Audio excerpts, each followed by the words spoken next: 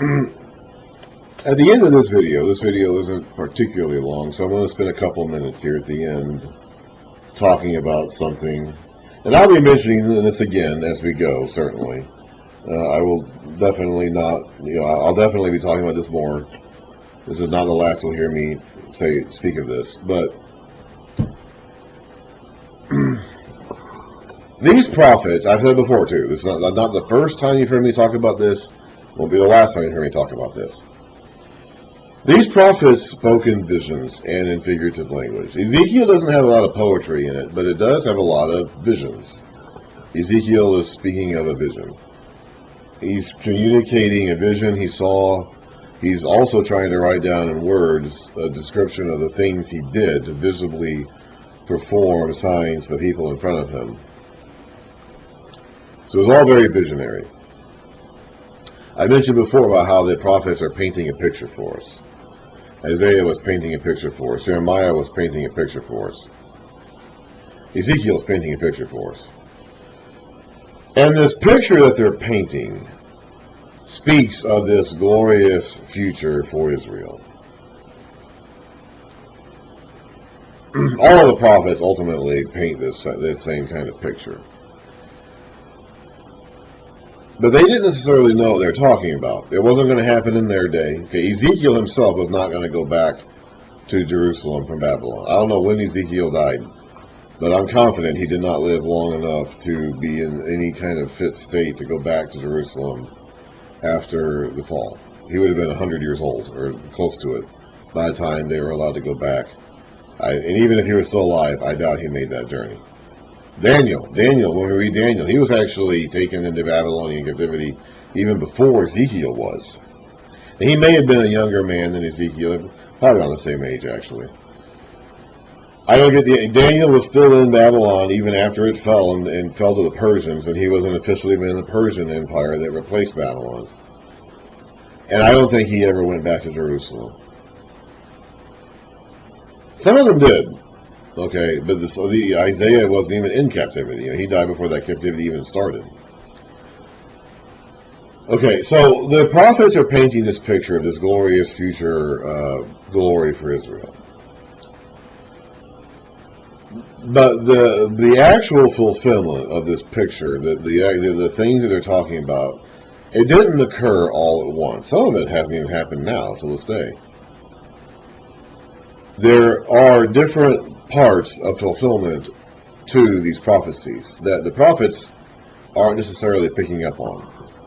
Jesus will say in the New Testament, the men of old, the prophets of old, longed to see the things the apostle was seeing, but didn't get to see them. They didn't know what they were talking about. Paul will say that. Peter will say that, I believe, that the prophets were speaking as they were moved by the Holy Spirit, but they didn't know the things they're talking about. It was for times after them. They wrote these messages down for generations to come after them. Jeremiah spoke his message to the people. Now, he wrote it down at different points in time along the way. But the book that we have of Jeremiah was compiled and written by him after his ministry. Maybe even not by him, maybe by Baruch or somebody else who had access to them. So, they were written for generations to come after. The message was spoken to the people of their day. And it was written for the people who would come after them. That's true for all the prophets. It's true for Ezekiel as well.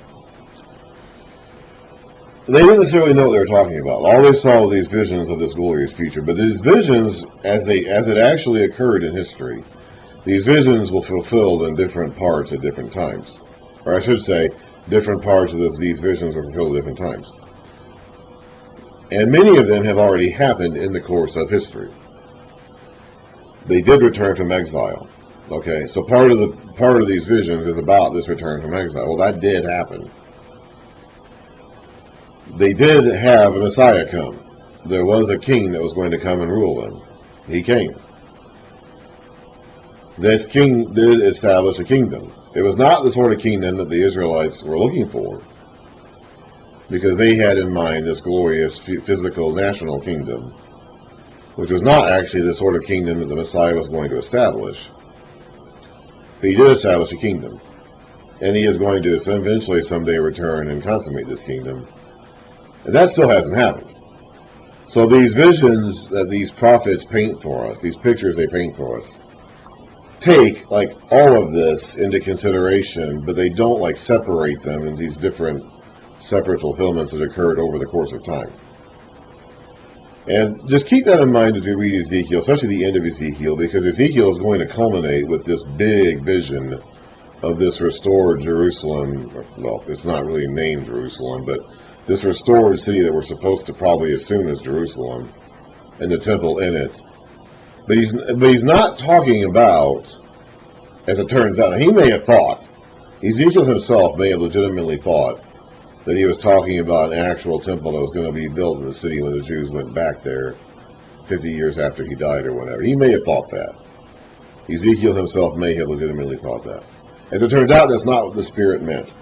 When the Spirit spoke these words to Ezekiel and gave this vision to Ezekiel, he didn't intend for it to be seen as though this was literally a blueprint for the sort of temple they're supposed to build once they get back into the land a few decades later. Because that's not what happened.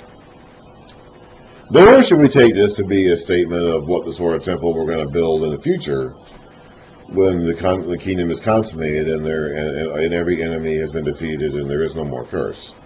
There will not be a temple in that kingdom. Revelation, the end of Revelation makes that clear. So we shouldn't look at it as everything being literal, but everything is part of this message of this glorious future restoration and exaltation of Israel, which is the sort of thing that these people wanted to hear.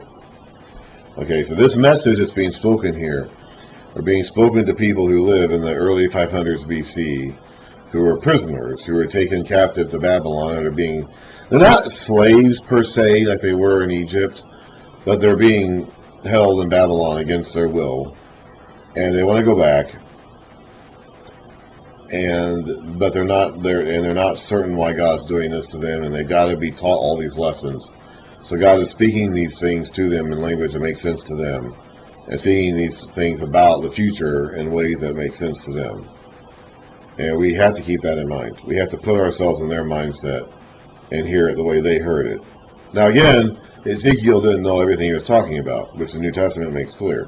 So we have to take that into consideration too. We have the advantage. They have an advantage that we don't have, and that they were living there at the time.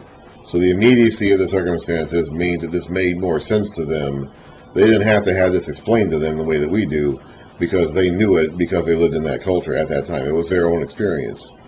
But we had the advantage over them in that we had the complete revelation, which they didn't have. Ezekiel has more than Moses did, but Ezekiel still doesn't have the complete revelation. He has more than Isaiah did, because Isaiah was 100 years before Ezekiel as well. So Ezekiel has more revelation on hand than previous prophets had done in his day.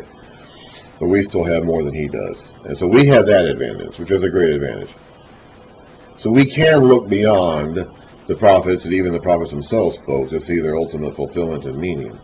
And we're going to see a lot of the content of Ezekiel mimicked and duplicated and kind of referred to in Revelation, which gives us an updated account of this vision.